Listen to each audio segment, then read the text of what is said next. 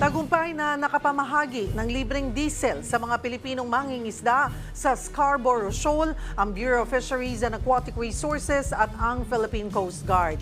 Yan ay sa kabila ng pambubuntot at panghaharang ng Chinese Coast Guard. Para bigyan ng mukhang balita, Mobile Journal, Ivan Tarinque.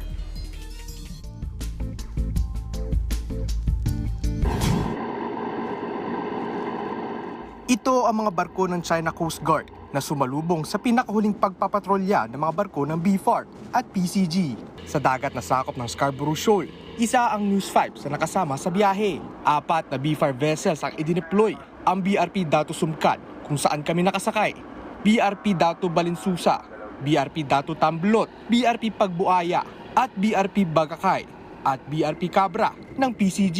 Higit isang araw ang aming biyahe sa laot na sinabayan ng malalaking alon. Lunes ng umaga o 40 nautical miles pa lang noon ang layo namin sa Scarborough nang maispatan namin ang mga barko ng CCG. Bukod sa pagpapatrolya, pakay din ng BFAR na mamahagi ng diesel at groceries sa mga mangingisda. Karamihan sa mga mangingisda, inaabot ng linggo o isang buwan sa laot. Malaking halaga daw ang kailangan ng mga mangingisda bago pumalaot. Madalas, inuutang pa nila ito. Si Ruel at dalawa niyang kasamahan, 15,000 pesos ang inilaan. Kaya malaki raw ang matitipid nila sa libreng diesel. Makakabawas po sa namin, mga panggastos namin sa makakatulong din po sa katulad sa bangka. Habang papalapit sa Scarborough ang mga barko ng BFAR at PCG, nag-deploy ng 3 rubber boats ang isa sa mga barko ng China at inikutan ng NVBRP Dato Balinsusa. Sa kabuuan, 7 Chinese Coast Guard vessel ang nakabantay sa amin. Bukod pa yan sa 2 gray ship o barkong pandigma ng China na tila nakabantay naman sa malayo. Namataan din ang 2 Chinese Maritime Militia vessels sa lagoon ng Scarborough. Sa tingin ng PCG, ito ang mga ginamit na barko ng China para ilatag at iharang ang floating barrier sa bukana ng Scarborough. Sa kabila nito, lumalakas daw ang loob ng ilang mangingisda na pumalaot dahil sa mas madalas na pagpapatrolya ng BFAR at PCG. Nakakatulong po sa amin kung sakali po mayroong problema mga bangka dito, sir. Natatawagan po namin yung mga Coast Guard dito, sir.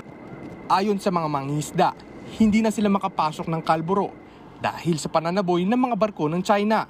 30 nautical miles pa lang daw mula sa lagoon ay binubusinahan na sila ng mga Chino.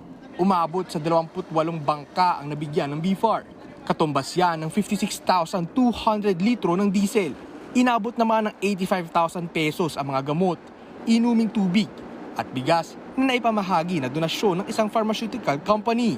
Sa kabila ng pangaharas ng mga barko ng China, itinuturing na matagumpay ng PCG ang pagpapatrolya at pamamahagi ng diesel at pagkain sa mga mangingisdang Pilipino. Kahit nag-launch ang China Coast Guard ng mga rib nila para itaboy ang mga mangingisdang Pilipino, ay nanatili pa rin buo ang loob nila. They were not discouraged na hindi ituloy yung pangingisda nila. Mobile Journal, Ivan Tarinque po hatid, ang mukha ng balita.